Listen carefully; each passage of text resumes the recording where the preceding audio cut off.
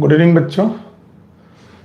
एक छोटा सा क्या थोड़ा सा लंबा ही ब्रेक हो गया हम लोगों का क्रैश कोर्स में।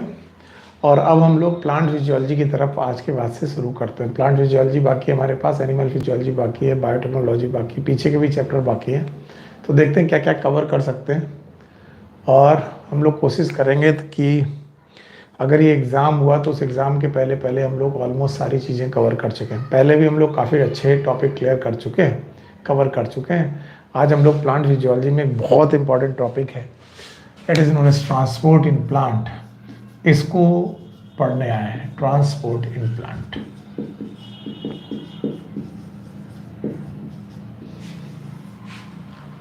Okay, good. हमारा ट्रांसपोर्ट इन प्लांट्स में हमें क्या क्या पढ़ना है इसके बारे में हम लोग बात करते हैं। तो सबसे पहले तो हम लोग प्लांट्स की मॉर्फोलॉजी और एनाटॉमी के बारे में पहले भी बात कर चुके हैं। हमें मालूम है कि नीचे वाला सिस्टम रूट सिस्टम होता है, ऊपर की तरफ स्टेम है, इसके अलावा ब्रांचेस हैं और इसके अलावा लीव्स हैं। ये आपको मालूम है, लीफ है। So from root to stem to branches to leaf और from leaf to branches to stem to root, to and fro चीजों का मूवमेंट होता रहता है। यानी रूट से लीफ की तरफ, लीफ से रूट की तरफ, या इन बिटवीन इनके बीच में जो मूवमेंट होता रहता है, that is known as transport in plant. What is transport? It is a movement of substances. तो सबसे पहले it is a movement of substances, movement of substances from one place to another place, from one place to another place within plant। Plant में एक जगह से दूसरी जगह पर चीजों का मूव करना, it is known as transport. अगर ये ट्रांसपोर्ट है तो ट्रांसपोर्ट करते वक्त हम लोग क्या क्या ट्रांसपोर्ट करेंगे? The movement of the substances from one place to another place within plant. So transport में हम लोग क्या क्या मूव कराते हैं? सबसे पहले व्हाट आर द सब्सटेंसेस जिन्हें हम लोग मूव कराते हैं? तो पहला तो हो गया भाई वाटर, दूसरा हो गया मिनरल, तीसरा हो गया you know that food and organic substances, food हो या ऑर्गेनिक सब्सटेंसेस हो, और चौथा हो गया पीजीआर, प्लांट ग्रोथ रेगुलेटर। तो मुख्य रूप से चार चीजों का मूवमेंट टू एंड फ्रो होता रहता है और ये चारों चीजों के नाम आपको मालूम होने चाहिए। It is water, mineral, food and organic substances and PGR. So याद रखना, इन मूवमेंट के दौरान ये मूवमेंट कितने प्रकार का होता है वो भी आपको मालूम होना चाहिए। ठीक है, so what we have to know, okay, I am sorry, okay. तो चलिए, ट्रांसपोर्ट इन प्लांट में छोटी छोटी बातें जो हम लोग देख रहे हैं, that is a movement of substances from one place to another place within a plant. और अगर कोई पूछे कौन कौन से सब्सटेंसेस हैं तो हमें मालूम चल गया, ये तो वो चार सब्सटेंसेस हैं। इनमें से एक है वाटर, दूसरा है मिनरल, तीसरा फूड ऑर्गेनिक सब्सटेंस होता है पीजीआर। और इतनी सारी चीजों का मूवमेंट जब हो रहा है तो ये टाइप ऑफ मूवमेंट पूछते हैं कितने प्रकार का है, टाइप्स ऑफ मूवमेंट। ध्यान से सुनते जाइए, मूवमेंट का जो टाइप है या द ट्रांसपोर्ट है, टाइप ऑफ ट्रांसपोर्ट है, वो दो प्रकार का है। One is known as short distance transport, आप लोग इसे इस तरीके से याद रखेंगे, शॉर्ट डिस्टेंस ट्रांसपोर्ट के नाम से। और दूसरे तरीके के जो ट्रांसपोर्ट है उन्हें हम लोग बोलेंगे लॉन्ग डिस्टेंस ट्रांसपोर्ट। तो आपको कई बार लगेगा कि यार प्लांट में क्या शॉर्ट क्या लॉन्ग, तो एक बार प्लान बना लेना जरूरी है। तो आपको मालूम है प्लांट में क्या शॉर्ट क्या लॉन्ग, आपको मालूम है रूट से स्टेम, स्टेम से ब्रांचेस, ब्रांचेस से लीफ, यहां तक पहुंचने पर लोग अपने लोकेशन को चेंज कर रहे हैं। सो ये है long distance transport. Long distance transport का मतलब है एक प्लांट पार्ट के, एक मेजर प्लांट पार्ट से दूसरे पार्ट में, दूसरे से तीसरे, तीसरे से चौथे। इसीलिए long distance transport is also known as translocation. इसे हम लोग ट्रांसलोकेशन भी जानते हैं, और ट्रांसलोकेशन को हम लोग करने के लिए स्पेशल टिश्यू की जरूरत है। और हम लोगों ने एनाटॉमी में इन स्पेशल टिश्यू का नाम पढ़ा था वेस्कुलर बंडल। और अगर आपको वेस्कुलर बंडल याद हो तो वेस्कुलर बंडल्स में दो प्रकार की चीजें पढ़ी थी, एक तो पढ़ा था जाइलम और दूसरा पढ़ा था फ्लोएम। तो याद रखना जाइलम और फ्लोएम की मदद से हमें लॉन्ग डिस्टेंस ट्रांसपोर्ट होता है, यानी चीजें रूट से स्टेम, स्टेम से ब्रांचेस, ब्रांचेस से लीव हो रही। लेकिन अगर ट्रांसपोर्ट विद इन सेल है, हो रहा है, सेल के अंदर हो रहा है, जैसे साइटोप्लाज्मिक स्ट्रीमिंग, साइटोप्लाज्मिक स्ट्रीमिंग एक शॉर्ट डिस्टेंस ट्रांसपोर्ट है, याद रखना। या फिर बिटवीन द सेल हो रहा है, एक सेल से दूसरे सेल के बीच में अगर कोई ट्रांसपोर्ट हो रहा है, between the cell, between the cells, जैसे कि आप लोग डिफ्यूजन की बात कर सकते हैं, ऑस्मोसिस की बात कर सकते हैं, ये सब चीजें आप देख सकते हैं। या फिर अक्रॉस द मेम्ब्रेन हो रहा है, अक्रॉस द मेम्ब्रेन। कई बार बच्चे बोलते हैं कि सर बिटवीन द सेल और अक्रॉस द मेम्ब्रेन का मतलब क्या है? एक सेल से दूसरे सेल के बीच में, ये एक बिटवीन द सेल मूवमेंट हो गया, और अक्रॉस द सेल का मतलब होता है सेल इन्वायरमेंट से कुछ चीजें एक्सचेंज कर रही है, तब भी ये शॉर्ट डिस्टेंस ट्रांसपोर्ट कहलाएगा। तो आपके सामने दो प्रकार के ट्रांसपोर्ट हो गए, एक शॉर्ट डिस्टेंस ट्रांसपोर्ट, दूसरा हो गया long distance transport. Short distance transport में आप लोगों ने पढ़ा कि ये ट्रांसपोर्ट हुआ है जो सेल के अंदर हो रहे हैं, जैसे साइटोप्लाज्मिक स्ट्रीमिंग है, या फिर बिटवीन द सेल्स हो रहे हैं, जैसे कि एक सेल से दूसरे सेल के बीच में हो रहा है, या फिर अक्रॉस द मेम्ब्रेन हो रहा है। लॉन्ग डिस्टेंस ट्रांसपोर्ट में हम लोग ये ट्रांसपोर्ट प्लांट के एक बड़े पार्ट से, मान लो रूट से स्टेम में पहुंच जाए, ये लॉन्ग डिस्टेंस है, स्टेम से ब्रांच में पहुंच जाए, ब्रांच से लीफ में पहुंच जाए, ये भी लॉन्ग डिस्टेंस ट्रांसपोर्ट है। तो टाइप ऑफ ट्रांसपोर्ट में आप लोगों ने देखा, there must be some short distance transport as well as there must be some long distance transport. अच्छा, शॉर्ट डिस्टेंस और लॉन्ग डिस्टेंस ट्रांसपोर्ट में हमारे पास जो पहला नंबर आता है वो आता है शॉर्ट डिस्टेंस ट्रांसपोर्ट का, जो कि हमें डिटेल में पढ़ना है। और शॉर्ट डिस्टेंस ट्रांसपोर्ट में जो सबसे पहला ट्रांसपोर्ट हमारे हिस्से में आता है वो है बेटा डिफ्यूजन। सो पहली पॉइंट जो डिफ्यूजन पढ़ते वक्त मैं बच्चों को बताता हूं कि diffusion is a physical process. ये एक फिजिकल प्रोसेस है, ऑल्दो बायोलॉजी में हो रहा है, लेकिन ये एक फिजिकल प्रोसेस है, इसमें प्योर फिजिक्स है और कुछ नहीं, केवल प्योर फिजिक्स है। तो बोलते हैं डिफ्यूजन उन सब्सटेंसेस का होता है जिन्हें हम लोग फ्लूइड बोलते हैं। शब्द याद रखिएगा, fluid. Fluid are the substance which have tendency to flow. जिनमें टेंडेंसी टू फ्लो है उन्हें हम लोग फ्लूइड बोलते हैं। जैसे कि हमारे पास आ गया गैस और लिक्विड। गैस और लिक्विड में टेंडेंसी टू फ्लो होती है। अगर टेंडेंसी टू फ्लो है तो याद रखना इनके मॉलिक्यूल्स में रैंडम मोशन होते रहते हैं, और इन रैंडम मोशन की वजह से इनमें काइनेटिक एनर्जी डेवलप होती है। याद रखना, अगर रैंडम मोशन हो रहा है तो इनमें वेलोसिटी है, और अगर वेलोसिटी है तो हाफ mv स्क्वायर है, अगर हाफ mv स्क्वायर है तो इनके पास काइनेटिक एनर्जी है। तो याद रखना कि जो लोग भी बेटा फ्लूइड है, चाहे वो गैस हो चाहे लिक्विड हो, उनके जो मॉलिक्यूल्स है, उनके मॉलिक्यूल में जो रैंडम मोशन होता है उनसे काइनेटिक एनर्जी मेंटेन होती है या काइनेटिक एनर्जी बनती है, और ये काइनेटिक एनर्जी उन मॉलिक्यूल को स्थिर नहीं रखती, उनके मूव करने की कोशिश करती है। अब मान लीजिए यहां पर एक मॉलिक्यूल की काइनेटिक एनर्जी k है, लेट सपोज, दूसरे मॉलिक्यूल की काइनेटिक एनर्जी भी k है। हम बोले यहां पर सारे मॉलिक्यूल की काइनेटिक एनर्जी k है, तो जैसे जैसे मॉलिक्यूल बढ़ते जाएंगे k बढ़ता जाएगा। अगर k बढ़ता जाएगा तो मैं क्या बोल रहा हूं, जितने ज्यादा मॉलिक्यूल होंगे उनकी काइनेटिक एनर्जी, बहुत ध्यान सुनना, उनकी काइनेटिक एनर्जी उतनी ज्यादा होगी। और कहीं पर वो मॉलिक्यूल अगर कम है, the same molecule they are less in number, अगर लेस इन नंबर है तो बताइए काइनेटिक एनर्जी वहां पर क्या होगी, कम होगी। अब बताइए यहां पर भी काइनेटिक एनर्जी है, यहां पर भी काइनेटिक एनर्जी है, इनका टेंडेंसी भी मूव करने की, इनकी टेंडेंसी भी मूव करने की, लेकिन नेट फ्लो कहां से कहां होगा, from higher kinetic energy to lower kinetic energy. ऐसे रोका नहीं जा सकेगा। पर जहां पर बेटा काइनेटिक एनर्जी ज्यादा है वहां पर आपने क्या देखा, वहां पर मॉलिक्यूल का कंसंट्रेशन भी ज्यादा है। तो अजीब बात है, हम बात काइनेटिक एनर्जी की कर रहे हैं लेकिन कंसंट्रेशन अपने आप पिक्चर में आ गया। क्यों? क्योंकि ज्यादा कंसंट्रेशन होने की वजह से ही ज्यादा काइनेटिक एनर्जी हुई है। यानी मॉलिक्यूल का नंबर जितना ज्यादा बढ़ेगा के उतने बढ़ते जाएंगे, और के जितने बढ़ते जाएंगे रिजल्टेंट काइनेटिक एनर्जी उतनी ज्यादा होती जाएगी, और अगर रिजल्टेंट काइनेटिक एनर्जी उतनी ज्यादा होगी तो टेंडेंसी टू फ्लो ज्यादा होती जाएगी, और टेंडेंसी टू फ्लो ज्यादा होगी तो चीजें आप एक जगह से दूसरी जगह मूव करेंगी। तो बताइए यहां पर कंसंट्रेशन क्या है, ज्यादा है, और यहां पर भी कंसंट्रेशन ज्यादा है। तो जब हम लोग डिफ्यूजन की बात करते हैं तो बोलते हैं diffusion is nothing, it is a spontaneous movement of substances from their higher concentration to their lower concentration. अगर कोई मुझसे पूछे व्हाट इज डिफ्यूजन, तो मैं पढ़ाऊंगा it is spontaneous movement of the substances, spontaneous movement of substances,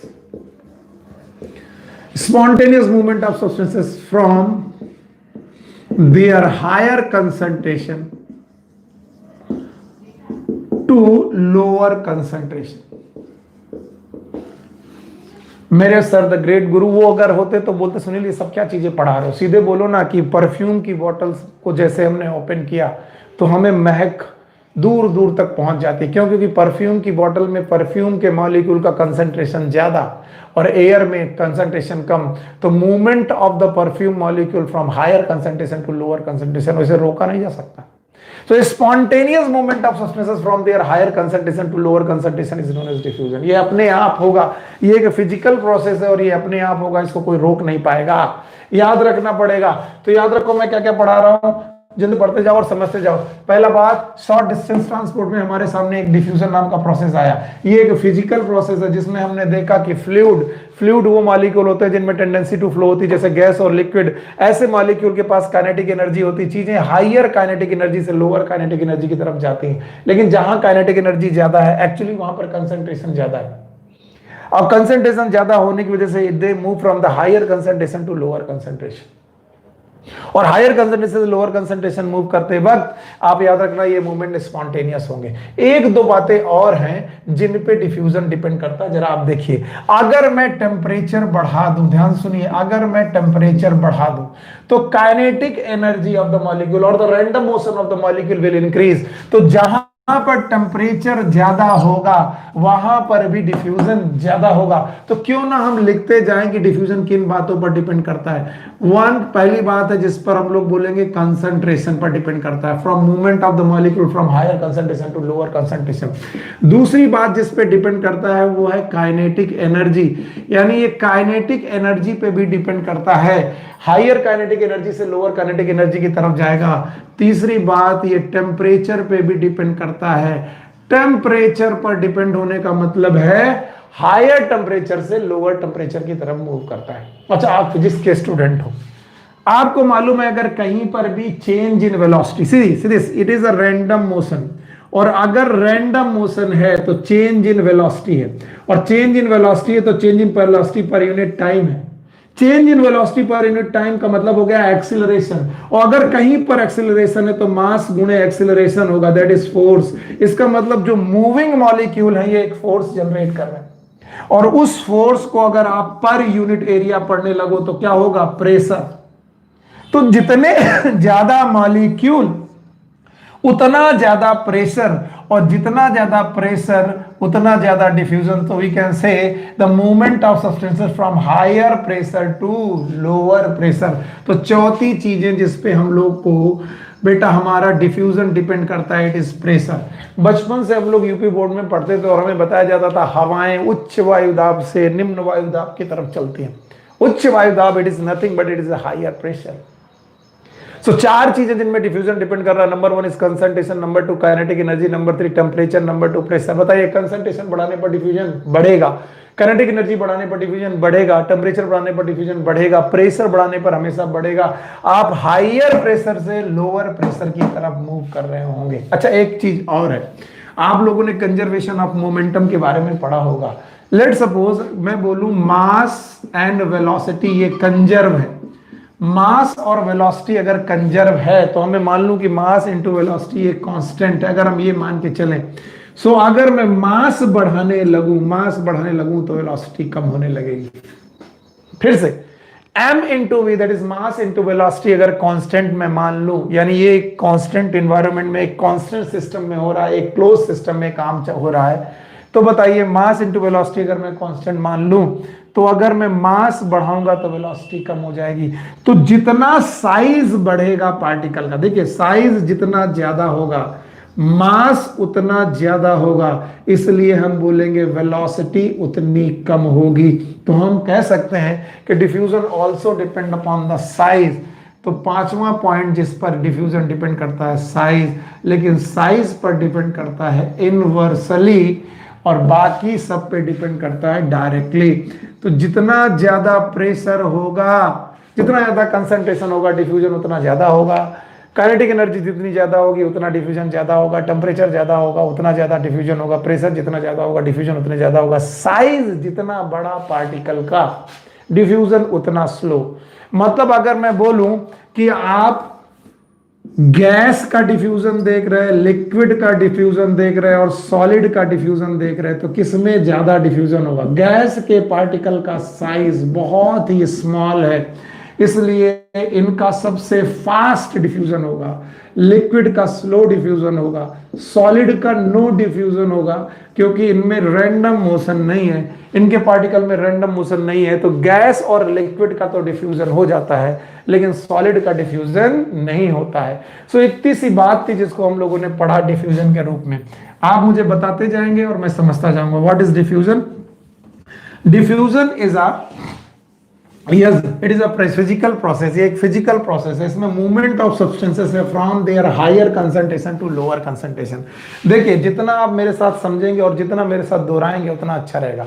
अगर कुछ नहीं समझ में आ रहा तो परफ्यूम की बोतल आपके सामने रखी हुई, परफ्यूम की बोतल का ढक्कन खोला और जैसे ढक्कन खोला आपका परफ्यूम ट्रेवल करने लगा एयर में, इसे रोका नहीं जा सकता और ये महक आप तक पहुंची, ये डिफ्यूजन है। So movement of substances from their higher concentration to lower concentration. 5 चीजों पर डिपेंडेंट है। Number 1 concentration, okay.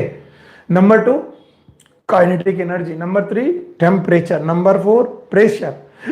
Kinetic energy बढ़ाने पर बढ़ेगा, टेम्परेचर बढ़ाने पर बढ़ेगा, कंसंट्रेशन बढ़ाने पर बढ़ेगा, यस प्रेशर बढ़ाने पर डिफ्यूजन बढ़ेगा, लेकिन अगर साइज बढ़ा दिया तो डिफ्यूजन कम होगा। तो 4 चीजों में डायरेक्टली और एक प्रकार में इनवर्सली प्रोपोर्शनल है और इस तरीके से डिफ्यूजन पढ़ने लगे। लेकिन यही डिफ्यूजन जब बायोलॉजिकल वर्ल्ड में आता है, बायोलॉजी में जब हम डिफ्यूजन पढ़ने जाते हैं, सो क्या चेंजेस आते हैं? देखिए भाई, बायोलॉजी में जब हम पढ़ने जाते हैं तो हमें सेल के अंदर की बात करनी पड़ती है। And we all know the cell have the cell membrane. हमारे पास सेल मेम्ब्रेन है, और अगर सेल मेम्ब्रेन है तो बेटा आप लोगों ने फ्लूइड मोज़ेक मॉडल देखा होगा और आपको बताया गया होगा कि यहाँ बायलिपिड लेयर है, और अगर बायलिपिड लेयर है तो आपको मालूम है बीच बीच में इसमें प्रोटीन भी है। तो आपको मालूम है यहाँ पर यूनिट मेम्ब्रेन कॉन्सेप्ट है, या फिर आप बेटा फ्लूइड मोज़ेक मॉडल मान सकते हैं, फ्लूइड मोज़ेक मॉडल। और फ्लूइड मोज़ेक मॉडल में आप लोगों ने पढ़ा है कि 2 चीजों की मेम्ब्रेन बनी है, एक तो बनी है फॉस्फोलिपिड की जो आपको याद रखना पड़ेगा, और दूसरी बनी है प्रोटीन की।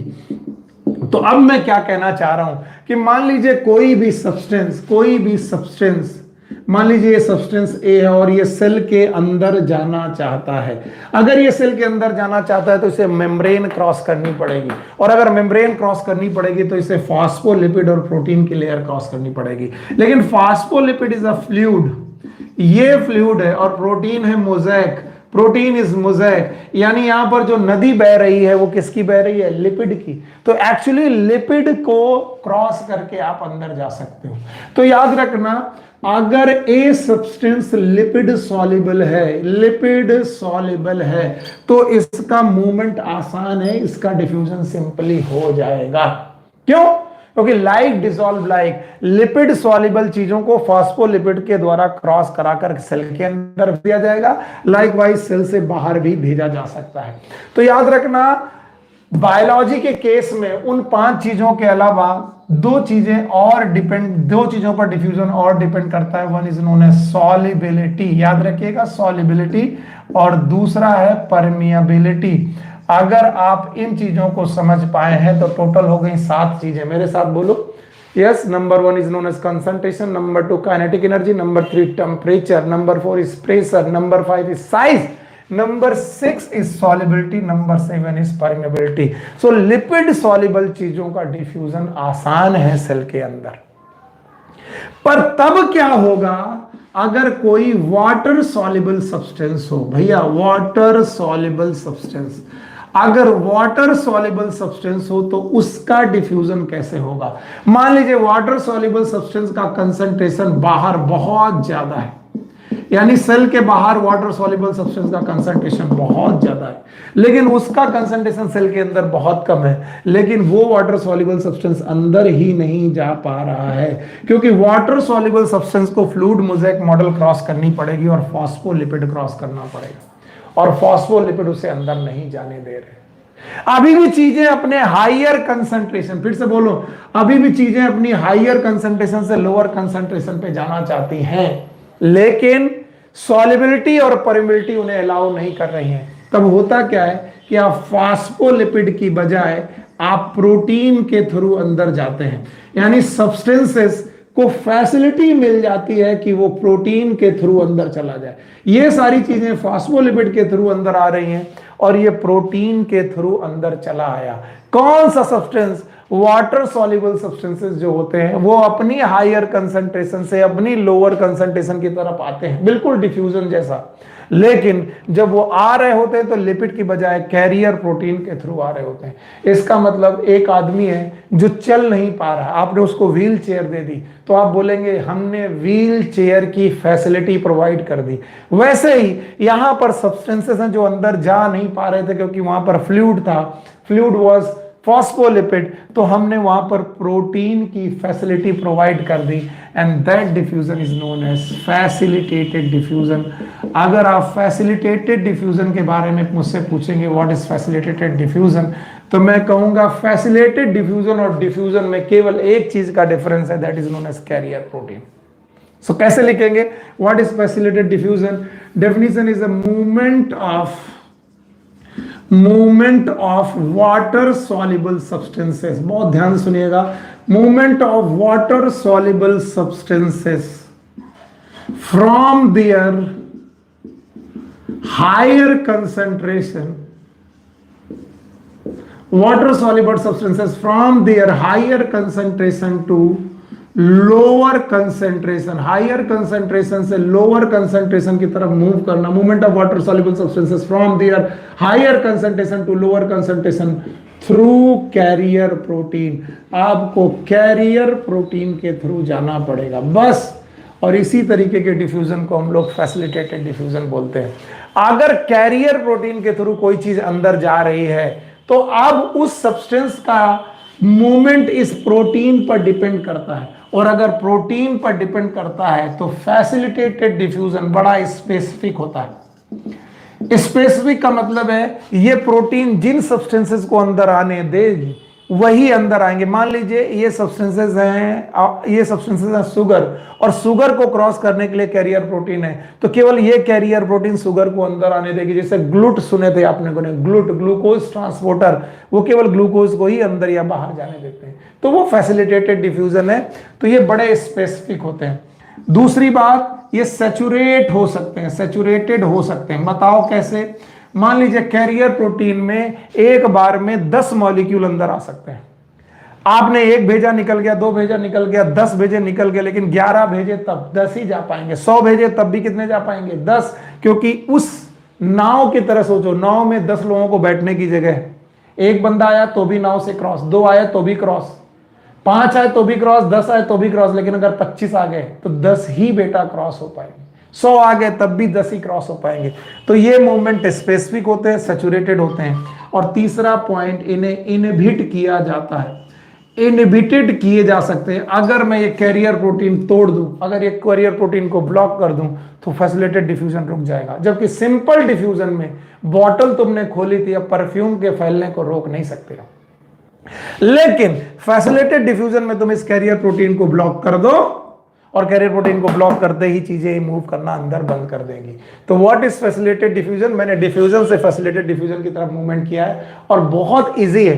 देखिए, हमने आपको डिफ्यूजन पढ़ाया था।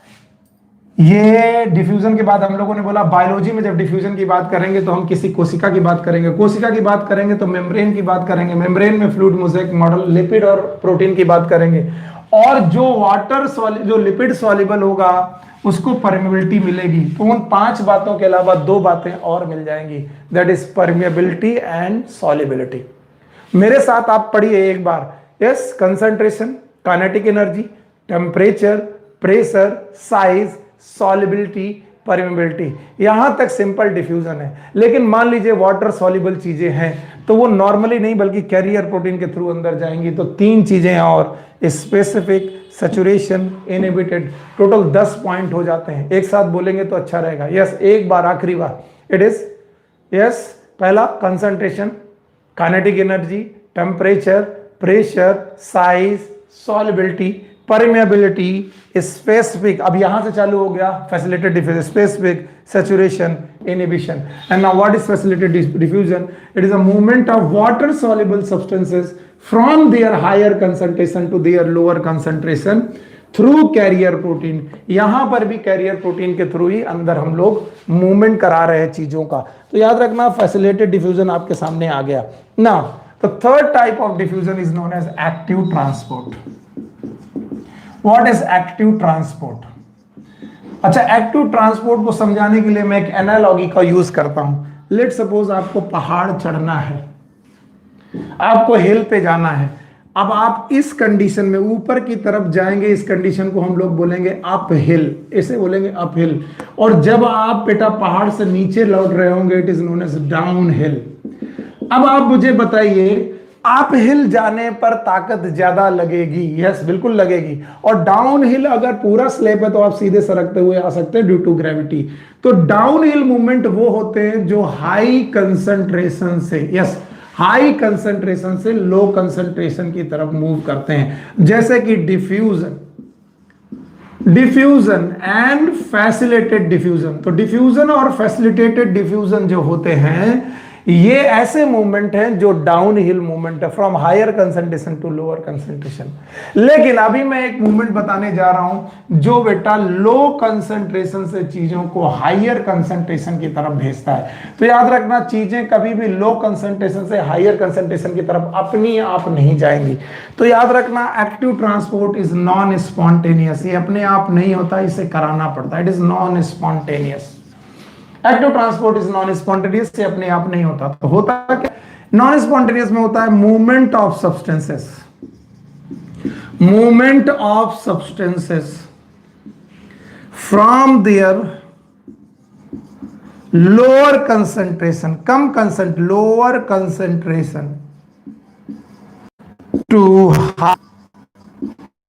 पर जब चीजें लोअर कंसंट्रेशन से हायर कंसंट्रेशन की तरफ जाती हैं तो हमें कैरियर प्रोटीन की जरूरत पड़ती है। याद रखना, कैरियर प्रोटीन की जरूरत पड़ती है। अभी अभी कुछ देर पहले तुमको मैंने कैरियर प्रोटीन फैसिलिटेटेड डिफ्यूजन में भी बताया था, यहां पर भी कैरियर प्रोटीन की जरूरत होती है। तो movement of substances from their lower concentration to higher concentration through carrier process, carrier protein, through carrier protein.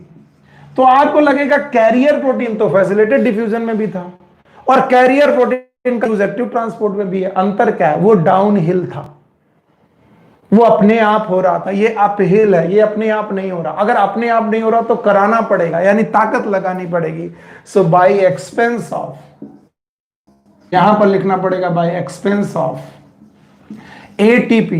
यहां पर एटीपी का खर्चा होता है, यानी हमें ताकत लगानी पड़ती है लो कंसंट्रेशन से हायर कंसंट्रेशन की तरफ चीजों को मूव कराने के लिए। सो एक्टिव ट्रांसपोर्ट वो ट्रांसपोर्ट है जिनमें चीजों को उनके लोअर कंसंट्रेशन से उनके हायर कंसंट्रेशन की तरफ भेजना पड़ता है। लेकिन आप याद रखें, फैसिलिटेटेड डिफ्यूजन में भी कैरियर प्रोटीन है और बेटा एक्टिव ट्रांसपोर्ट में भी कैरियर प्रोटीन है। लेकिन फैसिलिटेटेड डिफ्यूजन की जो कैरियर प्रोटीन है उनमें एटीपी का खर्चा नहीं होता, क्योंकि वो मूवमेंट डाउन हिल मूवमेंट होते हैं। और याद रखना, एक्टिव ट्रांसपोर्ट में जो बेटा मूवमेंट है वो लो कंसंट्रेशन से हाई कंसंट्रेशन है, यानी अपहिल है। अपहिल है मतलब लो से हाई जा रहा है, और उस समय पर हमें कैरियर प्रोटीन में एटीपी की जरूरत पड़ती है। आपने सोडियम पोटेशियम पंप पढ़े होंगे, उनमें एटीपी की जरूरत पड़ती है। तो इस तरीके से हम लोगों ने डिफ्यूजन, फैसिलिटेटेड डिफ्यूजन और एक्टिव ट्रांसपोर्ट के बारे में जानकारी हासिल की। तो डिफ्यूजन, फैसिलिटेटेड डिफ्यूजन और एक्टिव ट्रांसपोर्ट पढ़ने के बाद यहां पर इन्होंने एक कंपैरिजन किया है। चलिए मैं कंपैरिजन, आपके पेज नंबर, आपका नाम बता दूं, पेज नंबर 178 पे कंपैरिजन आप लोग देख लीजिए। इन्होंने लिखा हुआ है सिंपल डिफ्यूजन। एस डिफ्यूजन का मतलब है सिंपल डिफ्यूजन, वेरी गुड। दूसरा इन्होंने लिखा है एफ डिफ्यूजन, मैंने लिखा फैसिलिटेटेड डिफ्यूजन, ओके। और तीसरा है आपके पास एक्टिव ट्रांसपोर्ट, एटी मतलब एक्टिव ट्रांसपोर्ट। अब ये आपको कंपेयर कर रहे हैं। तो बोल रहे हैं कैरियर प्रोटीन की जरूरत कहां कहां पड़ती है? आप जरा मुझे सोच करके बताइए। सिंपल डिफ्यूजन में कैरियर प्रोटीन की जरूरत नहीं है, फैसिलिटेटेड डिफ्यूजन में है, ए और एक्टिव ट्रांसपोर्ट में। ए ट्रांसपोर्ट का मतलब है एक्टिव ट्रांसपोर्ट में बेटा कैरियर प्रोटीन की जरूरत है। नाउ अगर कैरियर प्रोटीन के द्वारा कोई चीज होगी तो वो बड़ी स्पेसिफिक होगी। स्पेसिफिक मतलब सेलेक्टिव होगी। तो याद रखना, सिंपल डिफ्यूजन सेलेक्टिव नहीं है, फैसिलिटेटेड डिफ्यूजन सेलेक्टिव है और एक्टिव ट्रांसपोर्ट सेलेक्टिव। सेलेक्टिव मतलब स्पेसिफिक। मैंने बोला था सोडियम पोटेशियम पंप से केवल सोडियम पोटेशियम जा सकता है। अब तुम बोलो सर कैल्शियम भी भेजो, तो नहीं जा सकता। ग्लूट से ग्लूकोज ट्रांसपोर्ट से केवल ग्लूकोज ट्रांसपोर्ट हो सकता है, कुछ और ट्रांसपोर्ट नहीं हो सकता। तीसरा सैचुरेशन, सिंपल डिफ्यूजन का सैचुरेशन नहीं होता क्योंकि इसमें कैरियर प्रोटीन नहीं होती। फैसिलिटेटेड डिफ्यूजन का बेटा सैचुरेशन हो सकता है, एक्टिव ट्रांसपोर्ट का सैचुरेशन हो सकता है। नाव वाली बात जो बताई थी, एक नाव में 10 लोग बैठने की क्षमता है। अब एयर में से जो चीजें फ्लो हो रही हैं वो तो अनलिमिटेड है। अचानक कोई बैड स्मेल आई तो वो भी निकल गई, तो वो सैचुरेट नहीं करते। लेकिन कैरियर प्रोटीन से होने वाले जितने भी चीजें वो सैचुरेट होती है। अब याद रखना अपहिल ट्रांसपोर्ट, अपहिल का मतलब लो कंसंट्रेशन से हाई कंसंट्रेशन, ये अपहिल नहीं है, डाउनहिल है। फैसिलिटेटेड डिफ्यूजन अपहिल नहीं है, डाउनहिल है। एक्टिव ट्रांसपोर्ट अपहिल है। And last but not the least, require ATP. कौन एटीपी की जरूरत रखता है? यस, सिंपल डिफ्यूजन को एटीपी की जरूरत नहीं है, फैसिलिटेटेड डिफ्यूजन को भी एटीपी की जरूरत नहीं है, एक्टिव ट्रांसपोर्ट को एटीपी की जरूरत है। तो ये एक कंपैरिजन आपकी बुक में दिया है, इससे चीजें समझ में आने लगती हैं। अगर समझ में नहीं आई तो देख लो, सिंपल डिफ्यूजन में कोई भी चीज अपनी हायर कंसंट्रेशन से अपनी लोअर कंसंट्रेशन की तरफ जाएगी, कोई रोक नहीं सकता। बिना किसी कैरियर प्रोटीन के जाएगी, बिना किसी सेलेक्टिव सिलेक्शन के जाएगी, बिना सैचुरेशन के जाएगी, डाउन हिल जाएगी, फ्रॉम हायर टू लोअर जाएगी और एटीपी की जरूरत तो नहीं है। फैसिलिटेटेड डिफ्यूजन सिंपल डिफ्यूजन में अंतर केवल कैरियर प्रोटीन का है। कैरियर प्रोटीन आ जाने की वजह से ये लोग सेलेक्टिव हो गए हैं और सैचुरेट हो सकते हैं, लेकिन कैरियर प्रोटीन का आने का मतलब एटीपी का रिक्वायरमेंट नहीं है। तो ये डाउन हिल होने की वजह से इनको एटीपी की जरूरत नहीं है और ना बेटा ये अपहिल ट्रांसपोर्ट है। ओके, इसके बाद आता है एक्टिव ट्रांसपोर्ट। इसके बाद आता है एक्टिव ट्रांसपोर्ट, और एक्टिव ट्रांसपोर्ट में आप लोग जानते हैं कैरियर प्रोटीन की जरूरत है। यस, वो सेलेक्टिव है, वो सैचुरेट कर जाएगा, एटीपी की जरूरत पड़ेगी और वो अपहिल होगा, from low concentration to high concentration होगा। इस तरीके से आप लोगों ने 3 बढ़िया से टॉपिक पढ़ लिए, जिन टॉपिक को हमें सबसे ज्यादा कंफ्यूजन वाली बात माना जाता है। और इन 3 टॉपिक में से पहला टॉपिक है डिफ्यूजन, दूसरा फैसिलिटेटेड डिफ्यूजन, तीसरा एक्टिव ट्रांसपोर्ट। नाउ इसके बाद एक छोटा सा टॉपिक आता है that is known as water potential, और इस वाटर पोटेंशियल के को लोग बड़ा हवा बना करके रखते हैं। लोग मानते हैं कि ये बहुत मुश्किल टॉपिक है। मुश्किल टॉपिक नहीं है, ये बहुत आसान टॉपिक है अगर आपको छोटी सी फिजिक्स आती है। पहली बात, water potential is a concept of free energy. छोटी छोटी बातें हैं जिनको आप जान ले पहले से तो अच्छा रहेगा। It is a concept of free energy. ये फ्री एनर्जी का कॉन्सेप्ट है, एक्चुअली ये एनर्जी का कॉन्सेप्ट है, but it have unit of pressure, पर इसकी यूनिट प्रेशर की है। कॉन्सेप्ट एनर्जी का है, प्रेशर की यूनिट इसमें लगती है, और जनरली हम लोग इसे पास्कल के नाम से जानते हैं। पास्कल के नाम से जानते हैं इस प्रेशर यूनिट को। मैं इसे समझाऊंगा कि क्यों इसमें प्रेशर की यूनिट है, वो भी मैं बता दूंगा। ओके, अब याद रखना, वाटर पोटेंशियल किसी भी लिक्विड के लिए या फिर वाटर के लिए कहा गया है। याद रखना, इसमें जनरली गैसेस की बात नहीं करते, किसी भी लिक्विड और मोर स्पेसिफिकली वाटर के लिए बात करते हैं। तो बोलते हैं लिक्विड या वाटर एक फ्लूइड है। फ्लूइड है, ये रहा फ्लूइड है। ओके, इस फ्लूइड के पास फ्री मॉलिक्यूल है, यानी पानी के अपने कुछ फ्री मॉलिक्यूल है।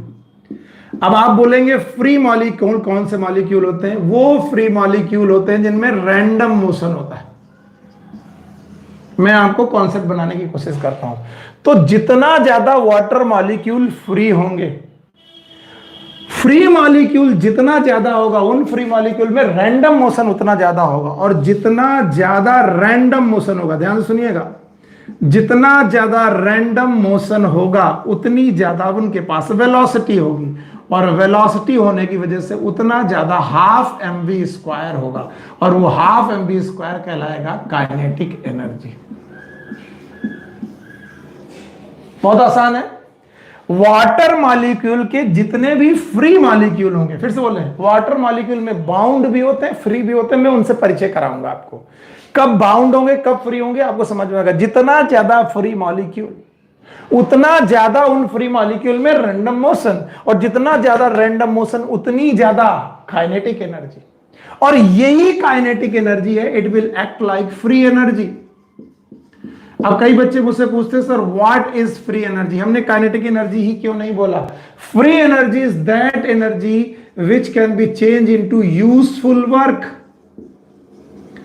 फ्री एनर्जी वो एनर्जी है जिसको हम लोग यूजफुल वर्क में चेंज कर सकते हैं। थर्मोडायनामिक्स में हम लोग पढ़ते हैं, the free energy is the energy that can be change into useful work. और जितना ज्यादा यूजफुल वर्क, इसका मतलब उतना ज्यादा यूजफुल वर्क करने की क्षमता, और जितना ज्यादा यूजफुल वर्क करने की क्षमता उतना ज्यादा पोटेंशियल। मेरे साथ बोलेंगे, बहुत आसान लगेगा।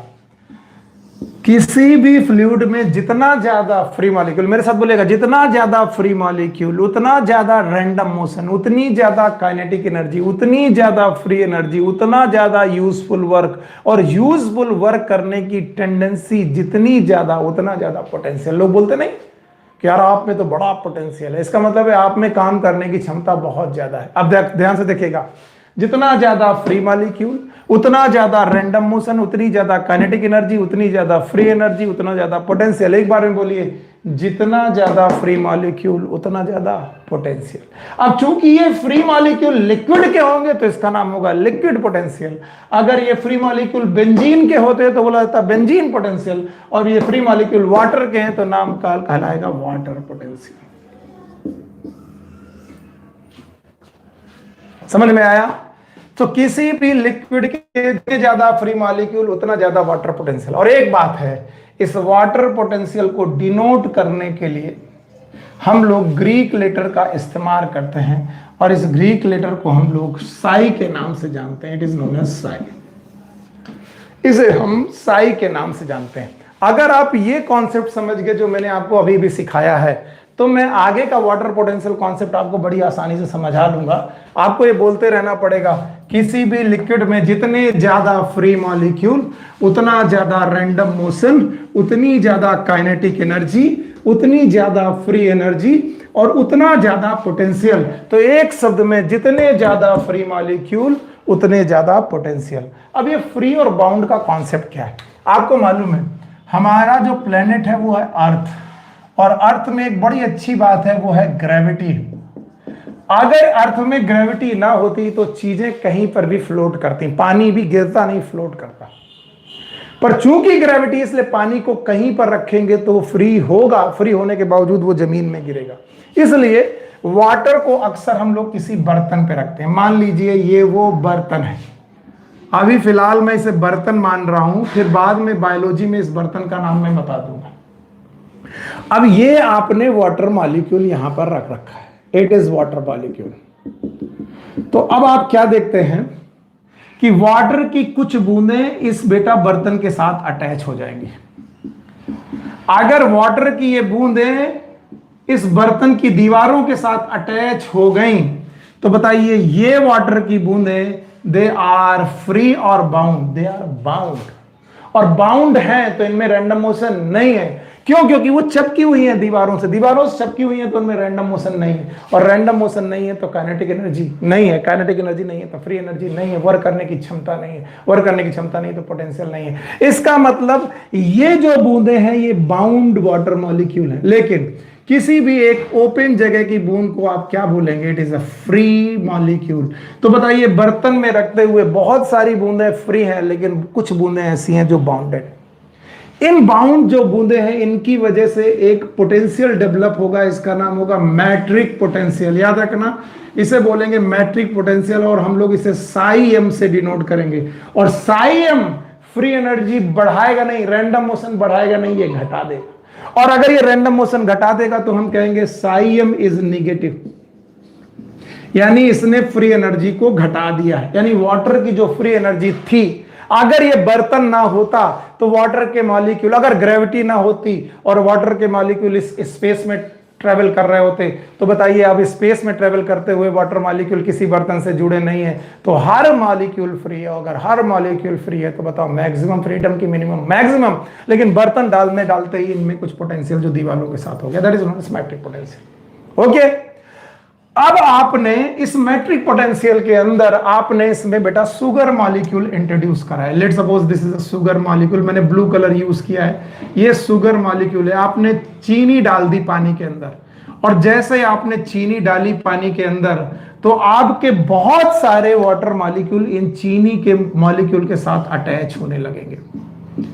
अगर वो मॉलिक्यूल चीनी के मॉलिक्यूल के साथ अटैच होने लगेंगे तो आपको क्या लग रहा है, फ्री मॉलिक्यूल का नंबर बढ़ेगा कि बाउंड मॉलिक्यूल का नंबर बढ़ेगा? यस, ये बाउंड मॉलिक्यूल का नंबर बढ़ने लगेगा। इसका मतलब सॉल्यूट डालने की वजह से फ्रीडम कम होने लगी, यानी रैंडम मोशन कम होने लगे, तो हम लोग बोल देंगे सॉल्यूट पोटेंशियल सॉल्यूट डालने की वजह से है। और इस सॉल्यूट पोटेंशियल को हम लोग साई यस का नाम देंगे, and it is also negative. यह भी एक नेगेटिव पोटेंशियल माना जाएगा, याद रहेगा, it is a negative potential. होता मैट्रिक पोटेंशियल ने फ्रीडम ऑफ वाटर मॉलिक्यूल कम किया, क्योंकि उसने वाटर को दीवारों के साथ चमकाया। और सॉल्यूट डालने पर, शुगर डालने पर आपके शुगर मॉलिक्यूल ने भी पानी को पकड़ लिया। इसका मतलब पानी का रैंडम मोशन कम हुआ, पानी की फ्री एनर्जी कम हुई।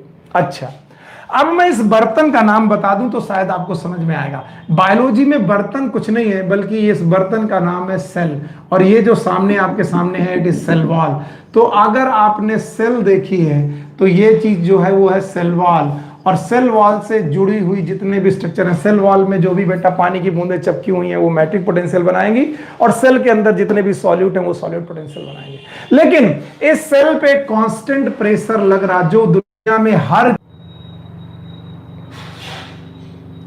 ओके मैं भी थोड़ी देर के लिए वीडियो डाउन हुआ था, अभी आ गया, तो फिर से देखिए मैं क्या बोल रहा हूं।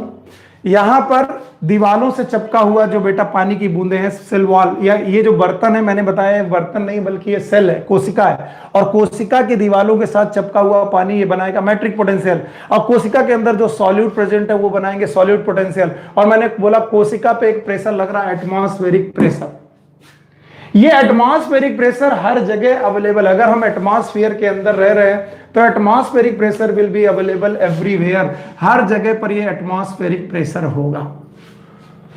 लेकिन इस एटमॉस्फेरिक प्रेशर के अलावा देखिए, अगर कोई और प्रेशर है जो कोशिका के अंदर लगे, कोशिका की तरफ लगे, एटमॉस्फेरिक प्रेशर के अलावा, other than atmospheric pressure other than atmospheric pressure, तो बताइए वो प्रेशर क्या करेगा? अगर मैं सेल की तरफ एक प्रेशर लगाऊं और वो एटमॉस्फेरिक प्रेशर के अलावा अलग कोई प्रेशर है, तो बताओ दीवारों को धक्का लगेगा, दीवारों को धक्का लगेगा तो बेटा पानी में धक्का लगेगा, पानी में धक्का लगेगा, पानी का रैंडमनेस बढ़ेगा, और अगर पानी का रैंडमनेस बढ़ेगा तो काइनेटिक एनर्जी बढ़ेगी, and that pressure will be known as, that is known as, yes it is known as pressure potential. अभी प्रेशर पोटेंशियल क्यों डेवलप होता है, कैसे डेवलप होता है, वो बात की बात है, and that can be denoted by Sai P. और प्रेशर पोटेंशियल चूंकि प्रेशर लगाने की वजह से वाटर मॉलिक्यूल का रैंडमनेस बढ़ा देता है, इसका मतलब रैंडमनेस बढ़ा देता है तो फ्री एनर्जी बढ़ा देता है, तो हम कहेंगे pressure potential is a positive potential. तो कुल मिलाकर कोशिका में लगने वाली फ्री एनर्जी के कॉन्सेप्ट में 3 तरीके की फ्री एनर्जी है जो उसे बढ़ा या घटा रही है। आपको मालूम है मैट्रिक पोटेंशियल फ्री एनर्जी को घटा रहा है, सॉल्यूट पोटेंशियल फ्री एनर्जी को घटा रहा है, और प्रेशर पोटेंशियल फ्री एनर्जी को बढ़ा रहा है। तो इन तीनों का जो नेट प्रेशर, नेट पोटेंशियल होगा, that is known as psi W. Psi W is a net water potential, net water potential. और ये जो नेट वाटर पोटेंशियल होगा it will be psi M plus psi S plus psi P. ध्यान सुनिए, psi w is equal to psi m plus psi s plus psi p, where psi m is negligible, बहुत कम बूंदे हैं जो दीवारों में चिपकी हैं, इसलिए साई एम को हम कट कर देंगे, नेग्लिजिबल है, तो psi W is equal to psi S plus psi P. ये आता है वाटर पोटेंशियल का इक्वेशन। सो वाटर पोटेंशियल कभी आपसे पूछे व्हाट इज वाटर पोटेंशियल, तो आप बोल सकते हो psi W is equal to psi S plus psi P. ये इतनी फेमस इक्वेशन है कि ऑलमोस्ट हर बच्चे को ये मालूम होती है, लेकिन इसके एप्लीकेशंस बच्चों को अक्सर नहीं समझ में आते हैं। जैसे मैं बोलूं एक सेल है, द सेल एट एसटीपी, अगर एसटीपी पर एक सेल रखी है तो वाटर पोटेंशियल क्या होगा। अब एसटीपी पे रखी है तो इसका मतलब है नेट प्रेशर इस कोशिका में एटमॉस्फेरिक प्रेशर है, और अगर नेट प्रेशर एटमॉस्फेरिक प्रेशर है इसका मतलब एक्स्ट्रा प्रेशर नहीं लग रहा। अगर एक्स्ट्रा प्रेशर नहीं लग रहा तो साई पी नहीं होगा, क्योंकि साई पी एटमॉस्फेरिक प्रेशर से नहीं होता, बल्कि साई पी होता है extra pressure other than atmospheric pressure. उस केस में psi W is equal to psi S. Psi W is equal to psi S. और ये कुछ नहीं है, ये एक शरबत जैसी कहानी है कि आपने एक बर्तन में शरबत भर के रखा हुआ है, उस शरबत वाले बर्तन में एटमॉस्फेरिक प्रेशर लग रहा है, और एटमॉस्फेरिक प्रेशर लगने के अलावा कोई दूसरा प्रेशर नहीं है।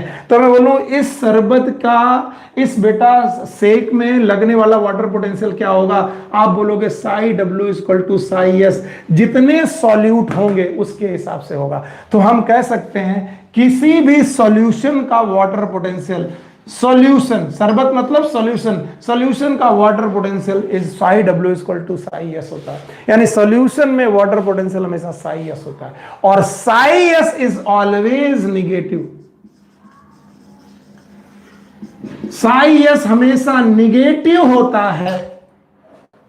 इसका मतलब सॉल्यूशन का वाटर पोटेंशियल हमेशा निगेटिव ही होगा। सर एक बार और नहीं समझ में आया, फिर से बता रहा हूं। मैंने निकाला आपको psi W is equal to psi S plus psi P. Psi M मैंने नेग्लेक्ट कर दिया क्योंकि नेग्लिजिबल है। अब बचा psi W is equal to psi S plus psi P.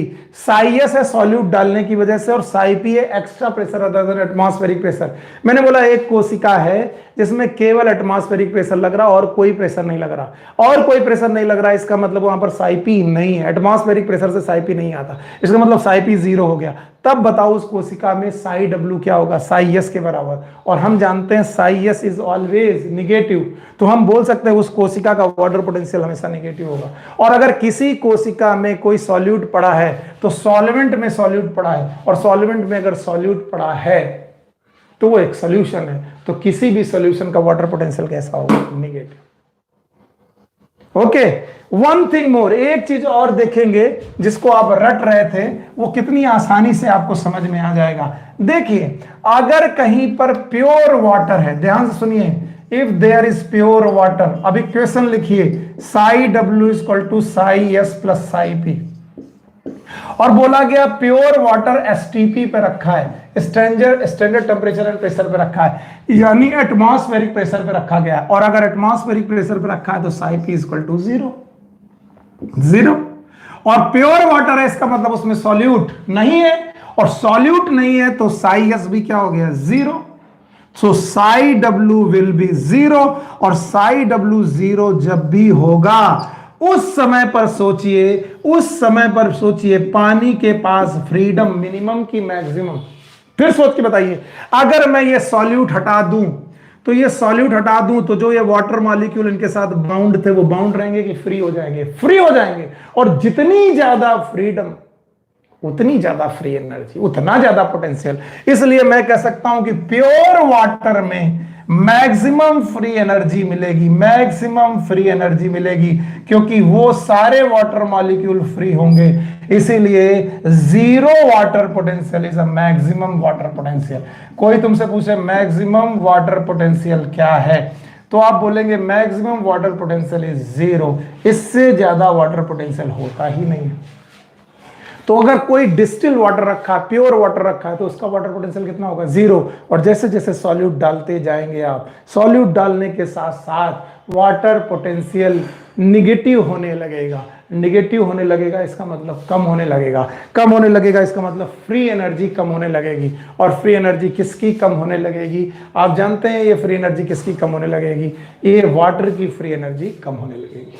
और अगर सब कुछ भूल रहे हो, अगर कुछ समझ में नहीं आ रहा, तो याद रखना जितना प्योर वाटर, उसके मॉलिक्यूल के मूव करने की टेंडेंसी उतनी ज्यादा, उसमें काइनेटिक एनर्जी उतनी ज्यादा, और उनका पोटेंशियल उतना ज्यादा। जितना सोल्यूशन गाढ़ा करते जाओगे, पानी में जितनी शक्कर मिलाते जाओगे, जितना चीनी सोल्यूट मिलाते जाओगे, पानी गाढ़ा होता जाएगा, फ्रीडम कम होती जाएगी, पोटेंशियल कम होता जाएगा। केवल इतनी सी कहानी है। पानी के मॉलिक्यूल की फ्री एनर्जी मैक्सिमम तो वाटर पोटेंशियल मैक्सिमम, कम हो गई तो कम हो गई। इस तरीके से वाटर पोटेंशियल का कॉन्सेप्ट आपके सामने रख दिया गया। वाटर पोटेंशियल के बाद एक छोटा सा टॉपिक है जिसको लोग कई बार मुश्किल से समझते हैं। It is known as osmosis. उसको भी मैं समझाने की कोशिश करता हूं। व्हाट इज ऑस्मोसिस, उसे समझिए और हम लोग अपना टॉपिक आगे बढ़ाते हैं। Osmosis, osmosis is a type of diffusion.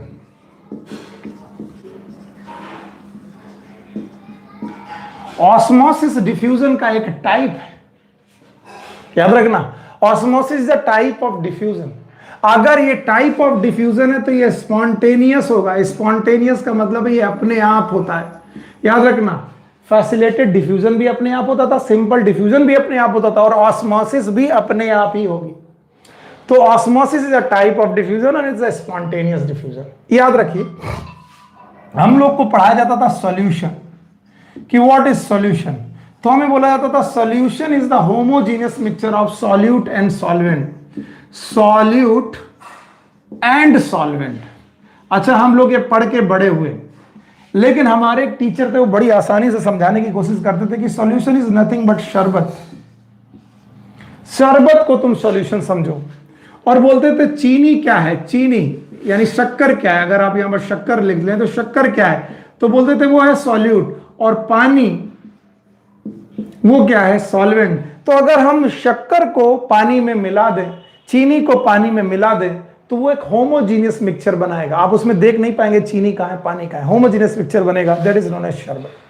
तो solution is the homogeneous mixture of solute and solvent. अब जब ये सॉल्यूट एंड सॉल्वेंट बन जाए, it is known as solution. Osmosis is applicable only for solution. पहला रूल, ऑस्मोसिस नॉर्मल वाटर पे नहीं लगती है, बल्कि सॉल्यूशन पे अप्लाई होती है। कम से कम एक तरफ सॉल्यूशन होना ही चाहिए। खैर, ऑस्मोसिस को समझने के लिए there must be some membrane concept. बहुत ज्यादा मैं आगे नहीं बढ़ूंगा, लेकिन आपको कुछ मेम्ब्रेन के बारे में आपको आना ही चाहिए। There are some membrane which are known as permeable membrane. ध्यान सुनेंगे, परमिएबल मेम्ब्रेन, ये वो मेम्ब्रेन होती है जिनमें आप सॉल्यूशन डालें। याद रखना, सॉल्यूशन डालें, और solution is the homogeneous mixture of solute and solvent, तो पूरा सॉल्यूशन क्रॉस हो जाता है। सॉल्यूशन डालने पर पूरा सॉल्यूशन क्रॉस हो जाए, ऐसी मेम्ब्रेन को हम लोग परमेबल मेम्ब्रेन कहते हैं। और ऐसी मेम्ब्रेन के एग्जांपल हैं सेलुलोजिक सेल वॉल। अगर सेलुलोजिक सेल वॉल है, सेल वॉल अगर सेलुलोज की है, तो वो परमेबल होती है, और आपको मानना पड़ेगा ना। इम्परमिएबल मेम्ब्रेन, ध्यान से सुनिए, इम्परमिएबल मेम्ब्रेन में आप सॉल्यूशन डालिए और कुछ नहीं निकलेगा। अगर कुछ नहीं निकलेगा तो ऐसी मेम्ब्रेन को हम लोग बोलेंगे इम्परमिएबल मेम्ब्रेन। इम्परमिएबल मेम्ब्रेन के एग्जांपल है सुबेराइज्ड सेल वॉल। अगर आप कैस्पेरियन स्ट्रिप याद हो, कैस्पेरियन स्ट्रिप, एंडोडर्मिस, वो सुबेराइज थी। इसके अलावा क्यूटिकुलराइज्ड सेल वॉल, स्टेम की जो सेल वॉल होती है उसमें क्यूटिकल होती है, ये भी इम्परमिएबल है। अब एक तीसरी तरीके की मेम्ब्रेन, वैसे तो मेम्ब्रेन बहुत तरीके की होती है, मैं उसमें नहीं जाना चाहता हूं, टाइम बहुत कम है और रिवीजन बहुत ज्यादा है। तो भैया आप मुझे उसमें मत फंसाना कि सर ने बहुत सारी मेम्ब्रेन नहीं पढ़ाई। ठीक है, आपको जैसा लगे वैसा समझ लीजिएगा। खैर, मैं तीसरी तरीके की मेम्ब्रेन आपको समझाने की कोशिश कर रहा हूं। तीसरी तरीके की मेम्ब्रेन है, it is known as semi permeable membrane. Semi का मतलब आधा, परमिएबल का मतलब परमिएबल। सेमी परमेबल मेम्ब्रेन के में हम लोग डालेंगे सॉल्यूशन। सॉल्यूशन का मतलब है उसमें सॉल्यूट भी होगा और सॉल्वेंट भी होगा, लेकिन सॉल्यूट क्रॉस नहीं होगा, केवल सॉल्वेंट क्रॉस हो जाएगा। यानी आधी चीज क्रॉस नहीं हुई और आधी चीज क्रॉस हो गई। That's why it is known as semi permeable. The semi permeable membrane are the membrane which crosses the solvent only. यहां पर सॉल्यूट भी था, सॉल्वेंट भी था, और उन दोनों का होमोजीनस मिक्सचर था। शरबत डालो और पानी निकले, इसे सेमी परमेबल मेम्ब्रेन मिलेंगे। सेमी परमेबल मेम्ब्रेन के एग्जांपल है पार्चमेंट पेपर, हालांकि आपकी एनसीईआरटी में एग्जांपल नहीं है, कॉपर फेरोसाइनाइड, और इसके अलावा कोलोडियन मेम्ब्रेन, कोलोडियन मेम्ब्रेन।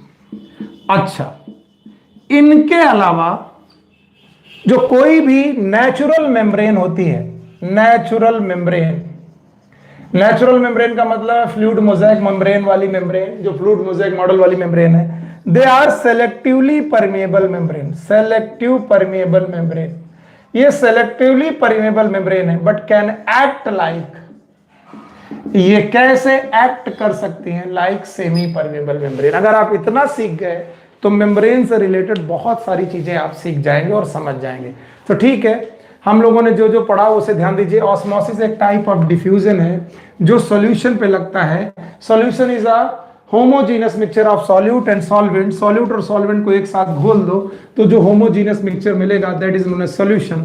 इन सॉल्यूशन को मैंने 3 या 4 तरीके की मेम्ब्रेन से क्रॉस करने की कोशिश की। सॉल्यूशन डाला, पूरा सॉल्यूशन क्रॉस हो गया, परमेबल। सॉल्यूशन डाला, कुछ क्रॉस नहीं हुआ, इम्परमेबल। सॉल्यूशन डाला, सॉल्यूट रुक गया, सॉल्वेंट क्रॉस हो गया, it is semi permeable. Okay, अब ध्यान से सुनिए। अगर आप मेरे साथ 2 सॉल्यूशन बनाएं, चलिए मैं 2 सॉल्यूशन बनाता हूं। मैं एक ए सॉल्यूशन बनाता हूं, इसमें मैं 2 लीटर वाटर लेता हूं, 2 लीटर वाटर लेता हूं, और इसमें मैं 2 चम्मच पानी डालता, 2 चम्मच शुगर डालता हूं। ये 2 चम्मच शुगर के, आपको 6 पॉइंट लग रहे होंगे, मान लीजिए 2 स्पून शुगर है। 2 चम्मच आपने चीनी डाली 2 लीटर पानी में, 2 लीटर जग में पानी लिया और 2 चम्मच चीनी डाल दी, ये चीनी डाल दी, ये शुगर। एक होमोजीनस मिक्सचर बन गया। ऐसा नहीं कि चीनी अलग दिखेगी पानी अलग दिखेगा, मैं दिखाने की कोशिश कर रहा हूं कि क्या, ताकि आपको दिखाई पड़े। आपने दूसरी तरफ भी 2 लीटर पानी लिया, ये लिया 2 लीटर पानी, और अब की बार यहां पर आपने 10 चम्मच चीनी डाल दी है। 10 चम्मच चीनी डालने की वजह से आप जानते हैं ये वाला शरबत, जो बी शरबत है ये गाढ़ा है, और जो ए शरबत है ये फीका है। अगर मैं, क्योंकि होमोजीनस मिक्सचर है, आप समझ नहीं पाओगे कि कहां चीनी है कहां पानी। अगर मैं इसका घोल आपको पिलाऊं तो ये फीका होगा पीने में, अगर इसका घोल मैं आपको पिलाऊं तो ये मीठा होगा, क्योंकि इसमें चीनी ज्यादा है। ऑल्दो आप देख रहे हैं कि यहां पर चीनी 2 चम्मच, यहां पर चीनी 10 चम्मच, यहां पर भाई शुगर बहुत ज्यादा है, हमने बोला। यहां पर शुगर बहुत कम है, 2 स्पून है, हमने बोला यहां पर 10 स्पून शुगर। अगर आप किसी राह चलते आदमी को, जिसको गणित का भी ज्ञान नहीं, उसे बता दो तो बोलेगा सर ये फीका है, ये मीठा है। मैं बोलूं दूसरी शब्द में बोलो, बोलेगा इसमें पानी ज्यादा है, चीनी कम है कंपैरेटिवली, और यहां पर चीनी ज्यादा है, पानी कम है। तो मैं कह सकता हूं कि ए वाले यूनिट में वाटर ज्यादा है और बी वाले यूनिट में शुगर ज्यादा है। तो अगर मैं डिफ्यूजन होने दूं तो डिफ्यूजन में चीजें कहां से कहां मूव करती हैं, from their higher concentration to lower concentration. तो बताओ शुगर को किधर की तरफ मूव करना चाहिए, towards B to A. Sugar को, क्योंकि शुगर बी में ज्यादा है, तो शुगर को मूव करना चाहिए फ्रॉम बी टू ए, और वाटर को मूव करना चाहिए फ्रॉम ए टू बी। बहुत आसान है, शुगर को मूव करना चाहिए फ्रॉम बी टू ए और वाटर को ए टू बी। क्यों? क्योंकि वाटर अपनी हायर कंसंट्रेशन से अपनी लोअर की तरफ जा रहा है। यहां पानी ज्यादा पानी कम, यहां शक्कर ज्यादा यहां शक्कर कम, तो शक्कर अपनी हायर कंसंट्रेशन से लोअर की तरफ, पानी अपनी हायर से लोअर की तरफ। तो यार चीजें अपनी अगर हायर से लोअर जा रही तो ये डिफ्यूजन ही तो हुआ। यस, बिल्कुल डिफ्यूजन हुआ, क्योंकि डिफ्यूजन में चीजें अपने हायर से लोअर की तरफ जाती हैं। लेकिन जैसे ही डिफ्यूजन हो रहा था, इस डिफ्यूजन को तुमने एक मेम्ब्रेन के द्वारा रोकने की कोशिश की, और इस मेम्ब्रेन का नाम है सेमी परमिएबल मेम्ब्रेन। और सेमी परमिएबल मेम्ब्रेन सॉल्यूट को नहीं आने देती है, केवल सॉल्वेंट को जाने देती रहेगी। तो अभी भी डिफ्यूजन चलता रहेगा, लेकिन डिफ्यूजन किसका चलता रहेगा? सॉल्वेंट का। किसका नहीं होगा? सॉल्यूट का।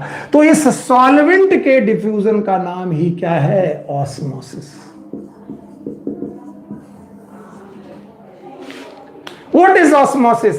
It is a movement of solvent from its higher concentration to its lower concentration through semi-permeable membrane is known as osmosis. लिख रहा हूं मैं, movement of solvent from its higher concentration to its lower concentration through semi-permeable membrane is known as osmosis.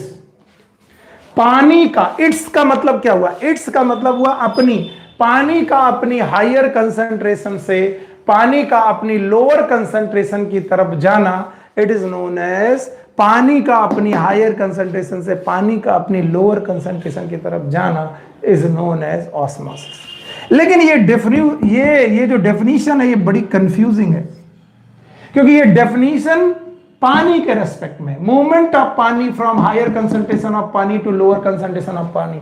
माफ करिएगा, हम Indian लोग हिंदी में ज्यादा अच्छा समझते हैं, तो मैं कोशिश कर रहा हूं। यहां पानी ज्यादा है, मूवमेंट ऑफ पानी फ्रॉम हायर कंसंट्रेशन ऑफ पानी टू लोअर कंसंट्रेशन ऑफ पानी थ्रू सेमी परमेबल मेम्ब्रेन। लेकिन अगर मैं सॉल्यूशन के बारे में बोलूं, पानी के बारे में नहीं, नो डाउट यहां पानी ज्यादा है, लेकिन अगर मैं सॉल्यूशन, डाइल्यूट सॉल्यूशन है, डाइल्यूट सॉल्यूशन यानी कि ये शरबत डाइल्यूट है। और अगर मैं इस सॉल्यूशन के बारे में बोलूंगा तो आप बोलोगे ये कंसंट्रेटेड सॉल्यूशन है। और कंसंट्रेटेड सॉल्यूशन है, इसका मतलब यह है कि यहां पर सॉल्यूशन का कंसंट्रेशन कम है, सॉल्यूशन कंसंट्रेशन लो है, और यहां पर सॉल्यूशन की कंसंट्रेशन हाई है। तो अगर मैं सॉल्यूशन की रेस्पेक्ट में देखूंगा तो ये डेफिनेशन क्या कहलाएगी? Movement of water from low concentration of solution to high concentration of solution. Concentration of solution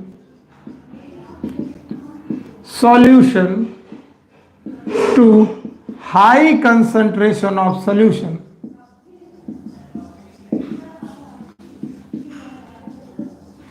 through semi permeable membrane. अब देखिए दोनों डेफिनेशन में, यहां पर movement of solvent from higher concentration, लेकिन किसकी? इट्स हायर कंसंट्रेशन, और यहां movement of solvent from low concentration.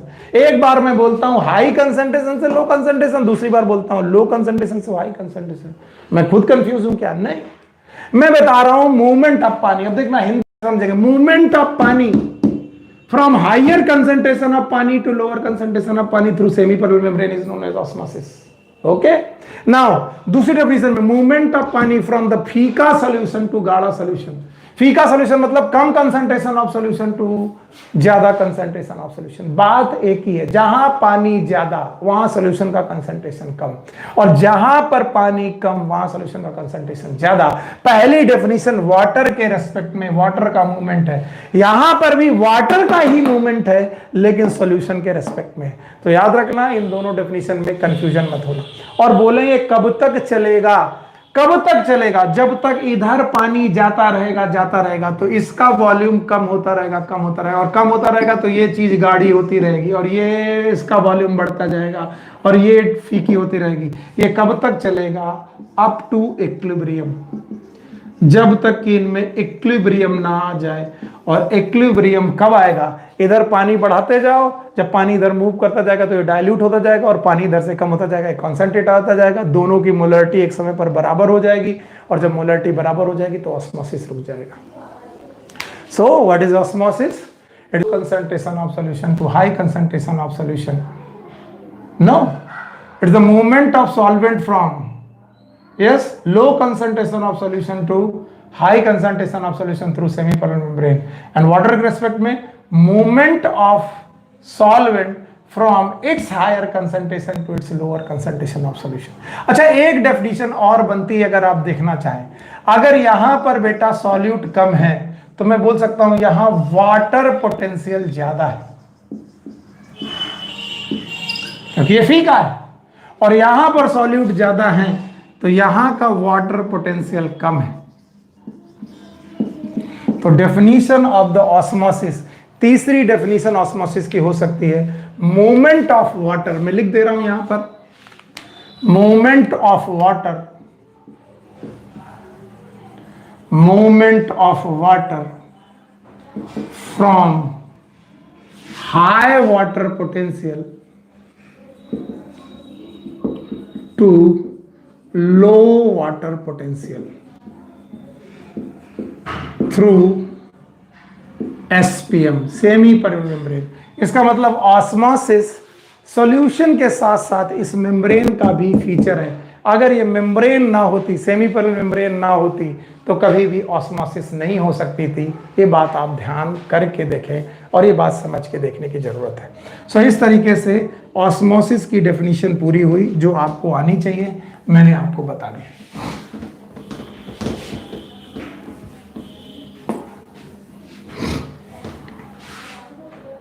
Okay, now osmosis के बाद यहां पर एक छोटा सा टॉपिक है प्लाज्मोलिसिस का। आप इसे समझने की कोशिश करिए, व्हाट इज प्लाज्मोलिसिस। अच्छा, प्लाज्मोलिसिस को डिफाइन करने के लिए देयर आर 3 कॉन्सेप्ट। उन तीनों कॉन्सेप्ट को समझने की कोशिश करिए। मान लीजिए ये एक सेल है, कोशिका। इस सेल का अपना एक सॉल्यूशन होता है, that is known as cytoplasm. आपको मालूम है इसका एक वैक्यूल है। इस सेल को आपने एक सॉल्यूशन में रखा हुआ है, सॉल्यूशन में रखा हुआ है, ओके। और वो सॉल्यूशन एक गाढ़ा सॉल्यूशन है। ये बाहर का सॉल्यूशन जो है ये कॉन्सेंट्रेटेड है, कॉन्सेंट्रेटेड सॉल्यूशन है। अगर ये सॉल्यूशन कंसंट्रेटेड है, बाहर का सॉल्यूशन कंसंट्रेटेड है, इसका मतलब इसके रेस्पेक्ट में अंदर का सॉल्यूशन लो कंसंट्रेशन वाला हुआ। तो जो लो कंसंट्रेशन वाले सॉल्यूशन होते हैं उन्हें हम लोग बोलते हैं हाइपोटोनिक सॉल्यूशन, हाइपोटोनिक सॉल्यूशन। और जिनका कंसंट्रेशन ज्यादा होता है उन्हें बोलते हैं हाइपरटोनिक सॉल्यूशन।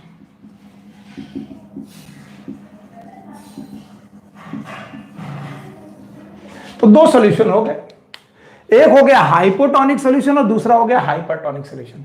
जहां की कंसंट्रेशन ज्यादा है वो हाइपरटोनिक सॉल्यूशन है, जहां की कंसंट्रेशन कम है वो है हाइपोटोनिक सॉल्यूशन। ओके, अब ध्यान सुनो, यहां कंसंट्रेशन ज्यादा है, यहां पर वैक्यूल। अब आपको वैक्यूल दिख रहा, वैक्यूल की अपनी मेम्ब्रेन है टोनोप्लास्ट। इसके अलावा प्लाज्मा मेम्ब्रेन है, ये रही प्लाज्मा मेम्ब्रेन जो सेल वॉल से चिपकी हुई है। इसके अंदर भरा हुआ है साइटोप्लाज्म, और फिर है सेल वॉल। आपको मालूम है सेल वॉल तो परमिएबल होती है, प्लाज्मा मेम्ब्रेन सिलेक्टिव परमिएबल होती है, जो सेमी परमिएबल की मेम्ब्रेन की तरह बिहेव कर सकती है। और यहां भरा हुआ है सॉल्यूशन, और इस सॉल्यूशन का जो कंसंट्रेशन है वो बाहर के सॉल्यूशन से कम है। इसका मतलब अंदर वाला फीका सॉल्यूशन, बाहर वाला गाढ़ा सॉल्यूशन। अगर ऐसा हुआ तो अंदर से बाहर की तरफ वाटर आने लगेगा, और वहां पर जो प्लाज्मा मेम्ब्रेन होगी वो सेमी परमिएबल मेम्ब्रेन की तरह बिहेव करेगी। और पानी के इस बाहर आने को बोलेंगे एक्सोऑस्मोसिस। और इस एक्सोऑस्मोसिस होने की वजह से, इस एक्सऑस्मोसिस होने की वजह से धीरे धीरे इसका पानी कम होने लगेगा। और अगर धीरे धीरे पानी कम होने लगा तो सिचुएशन क्या जाएगी, ध्यान सुनिए। सिचुएशन ये जाएगी कि जो हमारी कोशिका है वो अपने साइटोप्लाज्म से वाटर को बेटा लॉस कर देगी, और इसलिए जो तुम्हारी सेल मेम्ब्रेन है वो श्रिंक हो जाएगी। लेकिन सेल वॉल रिजिड है, वो श्रिंक नहीं होगी। फिर तो सुनो, ये जो प्लाज्मा मेम्ब्रेन थी, ये प्लाज्मा मेम्ब्रेन सेल वॉल में थी, पर इससे पानी बाहर आने लगा, पानी इससे बाहर आने लगा, पानी बाहर आने लगा तो एक्सोऑस्मोसिस होने लगी। एक्सोऑस्मोसिस होने लगी तो प्लाज्मा मेम्ब्रेन एक गुब्बारा जैसी चीज हो और इन दीवारों के साथ चिपका हो, और उस गुब्बारे के अंदर पानी, और पानी कम होने लगे तो गुब्बारा धीरे धीरे सिकुड़ने लगा। वो गुब्बारा कुछ नहीं, वो प्लाज्मा मेम्ब्रेन है। वो प्लाज्मा मेम्ब्रेन धीरे धीरे श्रिंक करने लगे। लेकिन ये भाई साहब क्या है, ये है cell wall. Cell wall rigid होती है, वो श्रिंक नहीं करेगी। तो प्लाज्मा मेम्ब्रेन के अंदर साइटोप्लाज्म था, साइटोप्लाज्म के अंदर वैक्यूल था, वैक्यूल ने भी पानी लॉस किया, साइटोप्लाज्म का भी पानी लॉस हुआ, और लॉस होकर के पानी जब बाहर गया तो प्लाज्मा मेम्ब्रेन श्रिंक कर गई। श्रिंक कर जाने की इस अवस्था को बोलते हैं प्लाज्मोलिसिस। याद रखना, प्लाज्मोलिसिस शब्द साइटोप्लाज्म से लिया गया, साइटोप्लाज्म। तो साइटोप्लाज्म की loss, it is known as plasmolysis. It is a loss of water from cytoplasm. What is plasmolysis? Loss of cytoplasm due to exosmosis. Due to exosmosis, loss of cytoplasm due to exosmosis when cell is placed in hypertonic solution. अगर hypertonic solution में cell को रखा जाए तो cell अपना cytoplasm loss कर देती है, इसे बोलते हैं प्लाज्मोलिसिस। अच्छा, प्लाज्मोलिसिस वाली कोशिका को देखिए और उसमें वाटर पोटेंशियल निकालने की कोशिश करिए। Psi W equal to psi S plus psi P. Psi P नहीं होगा क्योंकि एटमॉस्फेरिक प्रेशर है, बस साई एस होगा, यानी psi W equal to psi S, यानी यहां पर बेटा निगेटिव वाटर पोटेंशियल होता जाएगा, negative water potential. So loss of cytoplasm from cell due to exosmosis when the cell is placed inside the hypertonic solution. एक question बहुत आता है कि चलिए पहले सेल वॉल और सेल मेम्ब्रेन पास पास थी, श्रिंक नहीं थी, बाद में सेल मेम्ब्रेन श्रिंक कर गई, सेल वॉल को छोड़ गई, अब सेल वॉल और सेल मेम्ब्रेन के बीच में गैप आ गया। तो बताओ इस गैप में क्या होगा? सर जी इस गैप में क्या होगा? बाहर की तरफ हाइपरटोनिक सॉल्यूशन है और ये सेल वॉल होती है परमिएबल, ये हाइपरटोनिक सॉल्यूशन यहां पर चला जाएगा और हाइपरटोनिक सॉल्यूशन यहां पर भर जाएगा। तो याद रखना, between cell wall and cell membrane there will be hypertonic solution। कुछ लोग बोलेंगे अंदर वाला चीज बाहर क्यों नहीं आएगी? अंदर वाले में जो चीज बाहर आनी है वो ये मेम्ब्रेन सेलेक्टिवली परमिएबल है, ये केवल पानी को अंदर बाहर आने देगी, सॉल्यूशन को बाहर नहीं आएगी। तो याद रखना, बाहर वाला सॉल्यूशन अंदर घुस जाएगा, अंदर वाला सॉल्यूशन बाहर नहीं आएगा। कई बार लोग मुझे बोलते हैं सर अभी तो बोल रहे थे कि पानी बाहर जा रहा। हाँ भाई साहब, पानी बाहर जा रहा है, लेकिन जो गैप होता जा रहा है, इस गैप में ये सॉल्यूशन भरता जा रहा है, अब भी पानी बाहर आता जाएगा। तो बताओ सेल वॉल और सेल मेम्ब्रेन के बीच में क्या आ जाएगा? Hypertonic solution. व्हाई? क्योंकि जो सेलुलोजिक सेल वॉल होती हैं वो परमिएबल होती हैं और परमिएबल चीजें किसी भी चीज को अंदर जाने देती हैं। तो अंदर वाला सॉल्यूशन बाहर क्यों नहीं आएगा, केवल पानी क्यों आएगा?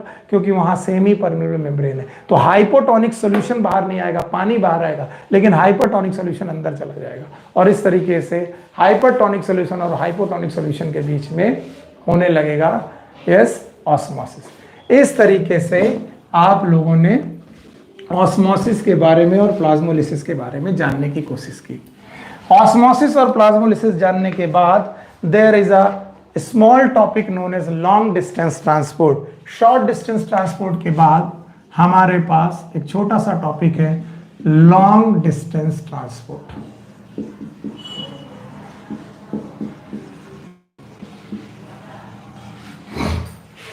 Long distance transport, it is also known as translocation।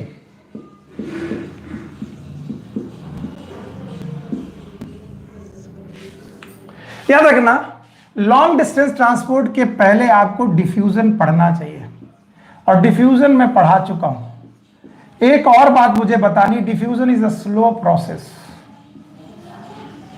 Diffusion एक बहुत स्लो प्रोसेस है, यानी एक सेल, आपकी बुक में दिया है पेज नंबर 183, आप देखेंगे तो आपको वहां पर दिखाई पड़ेगी कि एक सेल है और वो 50 माइक्रोन की, 50 माइक्रोन का मतलब है 50 × 10⁻⁻⁶ मीटर की सेल है। माइक्रोन का मतलब मीटर का 10 लाखवां हिस्सा, बहुत छोटी कोशिका है। उस कोशिका को अगर कोई भी ड्रॉपलेट डिफ्यूजन से क्रॉस करे तो 2.5 सेकेंड लग जाते हैं। माइक्रोमीटर की डिस्टेंस को कवर करने के लिए 2.5 सेकेंड लग गए। और फिर पौधे तो भैया 100 मीटर ऊंचे, और पौधे अगर 100 मीटर ऊपर हैं तो बताइए रूट से पानी अगर बेटा लीफ तक पहुंचा तो 100 मीटर चढ़ना है। तो बोलते हैं 50 माइक्रोन में 2.5 सेकेंड लग गए, तो इसमें तो बेटा महीनों लग जाए। यानी पानी यहां से चले और यहां तक पहुंचने में महीनों लग जाएंगे। तो याद रखना, long distance transport are not due to diffusion, ये डिफ्यूजन के द्वारा नहीं होते। लॉन्ग डिस्टेंस ट्रांसपोर्ट डिफ्यूजन या ऑस्मोसिस के द्वारा किए ही नहीं जा सकते। तो बोलते हैं लॉन्ग डिस्टेंस ट्रांसपोर्ट को करने के लिए वी रिक्वायर स्पेशल टिश्यू, हमें स्पेशल टिश्यू चाहिए, वन थिंग, और साथ में हमें स्पेशल मैकेनिज्म चाहिए। यस, इस स्पेशल मैकेनिज्म का नाम मैं बता दूं, that special mechanism is known as mass flow. It is known as mass flow और बल्क फ्लो। और ये स्पेशल टिश्यू है वेस्कुलर बंडल, वेस्कुलर बंडल्स, और इन वेस्कुलर बंडल में दो लोग, एक है जाइलम, एक है फ्लोएम। तो याद रहे, मास फ्लो में इसके पहले पढ़ा हूं, और आपको अगर कुछ गड़बड़ लगे उसके पहले आप लोग इसे समझने की कोशिश कीजिए कि लॉन्ग डिस्टेंस ट्रांसपोर्ट जो है वो डिफ्यूजन से नहीं होते, क्योंकि डिफ्यूजन एक स्लो प्रोसेस है।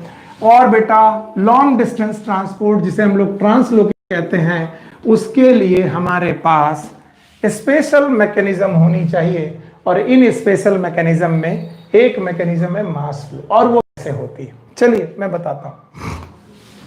बोलते हैं जब आप एनाटॉमी देखेंगे तो एनाटॉमी देखते वक्त आप पाएंगे कि ये स्पेशल टिश्यू रूट में भी है और स्टेम में भी है। रूट में भी और स्टेम में भी इन स्पेशल टिश्यू के अलावा ये लीफ में भी स्पेशल टिश्यू। लीफ में वेनलेट है, उनमें जाइलम के वेसल्स हैं जो स्टेम और रूट तक गए हैं। जब आप स्टेम एंड रूट तक जाएंगे वो जाइलम वेसल्स को, तो हम बोल सकते हैं, लेट्स सपोज एक रे डायग्राम है जिसमें आपने जाइलम टिश्यू के अंदर वाटर ड्रॉपलेट देखी है, वाटर ड्रॉपलेट। यहां पर पानी की ड्रॉपलेट भरी हुई है। तो ये जो कॉलम है it is known as water column, और ये जो वाटर कॉलम है ये जाइलम वेसल्स में है, जाइलम वेसल्स, या फिर ट्रैकियरी एलिमेंट में है। ट्रैकियरी एलिमेंट का मतलब है ये ट्रैकीट्स भी हो सकते हैं और वेसल्स भी हो सकते हैं। तो एक वाटर कॉलम कॉन्टिन्यूअस बना है, जो कहां पर बना है, रूट में, जो कहां बना है, स्टेम में, जो कहां बना है, ब्रांच में, और जो कहां पर बना है, लीफ में। सो आप रूट से चलिए स्टेम, स्टेम से चलिए ब्रांच, ब्रांच से चाहिए लीफ, लीफ तक आपको एक कॉन्टिन्यूअस वाटर कॉलम मिलेगा, कॉन्टिन्यूअस कॉलम मिलेगा। पर इन कॉन्टिन्यूअस कॉलम में there must be pressure difference, there must be pressure difference. For example root के पास एक प्रेशर होता है, it is known as root pressure. ये क्या होता है डिटेल में पढ़ने के लिए आप मेरी डिटेल की क्लासेस पढ़िएगा, क्रैश कोर्स में पॉसिबल नहीं है सब कुछ पढ़ाना। रूट प्रेशर एक पॉजिटिव प्रेशर है जो एक धक्का मारता है पानी को। पानी जितना ज्यादा यहां पर एब्जॉर्ब होगा, ध्यान से सुनिए, जितना ज्यादा यहां पानी एब्जॉर्ब होगा उतना यहां पर वाटर के कॉलम बनने लगेंगे, और जितना वाटर के कॉलम बनने लगेंगे एच रो जी पैदा होगा। एच मतलब वाटर की हाइट, रो मतलब वाटर की डेंसिटी, जी मतलब ग्रेविटी, और उस एच रो जी की वजह से एक पुश लगेगा, पुश। इस पुश को बोलते हैं हम लोग रूट प्रेशर, पॉजिटिव प्रेशर। और इधर की तरफ से पानी बाहर निकाला जा रहा है, प्रोसेस का नाम है ट्रांसपिरेशन, प्रोसेस का नाम है ट्रांसपिरेशन। और इस ट्रांसपिरेशन की वजह से यहां पानी कम होता जा रहा है, पानी कम हो जाने की वजह से पानी की रिक्वायरमेंट और है, तो ये ट्रांसपिरेशन की वजह से यहां पर एक पुल लगेगा। तो ऊपर की तरफ से पुल, नीचे की तरफ से पुश, और बीच में कॉन्टिन्यूअस कॉलम। पुल एक निगेटिव प्रेशर है, निगेटिव प्रेशर है। तो बोलते हैं एक तरफ पॉजिटिव प्रेशर, एक तरफ निगेटिव प्रेशर, एक तरफ पॉजिटिव प्रेशर, एक तरफ निगेटिव प्रेशर, और कॉलम कॉन्टिन्यूअस। कॉलम अगर कॉन्टिन्यूअस हो तो याद रखना यहां पर लगने वाला जो फ्लो होगा that will be mass flow. इसे बोलेंगे मास फ्लो और bulk flow. Movement of substances due to the pressure difference within a continuous column. अगर कुछ ना समझ में आए तो रट्टा मार लो, एक तरफ पॉजिटिव प्रेशर, एक तरफ निगेटिव प्रेशर, कॉलम कॉन्टिन्यूअस, तो इंडिविजुअल फ्लो की बजाय मास फ्लो होता है। कई बार लोग इसे समझ नहीं पाते, तो मैं ये समझाने की कोशिश करता हूं कि आप एक पाइप लो और पाइप को पानी से लबालब भर दो, एकदम पानी दोनों तरफ पानी भरा हुआ है, लबालब भर दिया, और इधर आप कुछ वाटर की बॉटल ऐड करो, यानी कि यहां पर वाटर ड्रॉपलेट आया या ड्रॉप आपने ऐड की। जैसे ही वाटर ड्रॉप यहां ऐड की, ये एंड पॉजिटिव हो जाएगा इसके रेस्पेक्ट में, और ये एंड निगेटिव हो जाएगा इसके रेस्पेक्ट, क्योंकि तुमने यहां पर पानी अंदर डाला तो ये एंड पॉजिटिव हो जाएगा, अगर ये पॉजिटिव हो जाएगा तो वो निगेटिव हो जाएगा, और यहां से यहां तक पानी भरा हुआ है, कॉलम कॉन्टिन्यूअस है। तो एक बूंद तुमने इधर डाली, वो एक बूंद इधर से छलक जाएगी। क्या जो बूंद तुमने डाली वही छलकेगी? नहीं, आपने एक बूंद यहां डाली, पूरा का पूरा कॉलम शिफ्ट हुआ, और कॉलम शिफ्ट होने की वजह से पूरे के बूटे वाटर मॉलिक्यूल का मास फ्लो हो गया, और इस तरीके से मास फ्लो होगा। समझिएगा, आपकी बुक बोलती है आप कोल्ड ड्रिंक पी रहे हैं, कोल्ड ड्रिंक पीते वक्त आपने स्ट्रॉ से कोल्ड ड्रिंक को खींचा, जैसे स्ट्रॉ को कोल्ड ड्रिंक से खींचा माउथ की तरफ, इधर माउथ की तरफ आपने एक निगेटिव प्रेशर लगाया, सक किया। जैसे सक किया उसकी रिस्पेक्ट में ये वाला प्रेशर पॉजिटिव, और ये जो स्ट्रॉ है जिससे आप कोल्ड ड्रिंक पी रहे हैं, ये कॉन्टिन्यूअस कॉलम बनाएगा और पानी आराम से यहां पर पहुंच जाएगा। फिर से देखो, ये गंगोत्री से गंगा मैया निकली और गंगा सागर में गिरने जा रही हैं। ये गंगा है, गंगा रिवर है, समुद्र में गिरने जा रही है। यहां पर ग्रेविटी पॉजिटिव है, यहां पर ग्रेविटी, समुद्र तल की गहराई, थोड़ा समुद्र तल की जो ऊंचाई होती है वो कम होती है, तो यहां ग्रेविटी और यहां की ग्रेविटी में पोटेंशियल एनर्जी और काइनेटिक एनर्जी के डिफरेंसेस हैं। तो गंगोत्री से निकले वाला पानी यहां पर, अगर मान लो यहां पर 10 गैलन पानी एंट्री हुआ तो यहां 10 गैलन निकल जाएगा। पर क्या वही पानी निकला? नहीं, क्योंकि ये कॉलम कॉन्टिन्यूअस है। तो कभी भी मास फ्लो आपसे कोई पूछे कि सर मास फ्लो क्या होता है, तो आप बोल देना मास फ्लो में 3 चीजें जरूरी हैं। वन एंड पॉजिटिव प्रेशर वाला होना चाहिए, अदर एंड निगेटिव प्रेशर वाला होना चाहिए, और कॉलम कॉन्टिन्यूअस होना चाहिए। अगर इतना हो गया तो जो फ्लो होगा वो मास फ्लो होगा। जैसे पानी का ऊपर चढ़ना, पौधों में पानी का ऊपर चढ़ना मास फ्लो होता है, ठीक इसी तरीके से फूड का पत्तियों से रूट की तरफ भी आना मास फ्लो होता है। तो मास फ्लो 2 तरीके के हैं, एक जाइलम वाले और एक फ्लोएम वाले। फ्लोएम वाला जो मास फ्लो है, फ्लोएम वाला जो मास फ्लो है जिसमें फूड पत्तियों से रूट की तरफ आता है, इसको डिस्क्राइब किया था मंच ने, मंच नाम के साइंटिस्ट ने। और यहां से जाइलम वाला मास फ्लो, पानी का नीचे से ऊपर चढ़ना, जाइलम वाला जो मास फ्लो है इसको डिस्क्राइब किया था डिक्सन एंड जॉली ने। एक तरफ डिक्सन एंड जॉली है, एक तरफ यहां पर आपको मंच मास फ्लो है। तो नो डाउट बहुत सारी टॉपिक और भी छूट जाते हैं, पढ़ाते पढ़ाते सब कुछ कवर करना पॉसिबल नहीं है। तो जो मोस्ट इंपॉर्टेंट टॉपिक्स थे वो मैंने कवर करने की कोशिश की। Thank you very much. आप बुक पढ़ते रहिए, और भी जो चीज़ें आपको ना समझ में आए बता दीजिएगा। Take care, good luck, bye bye.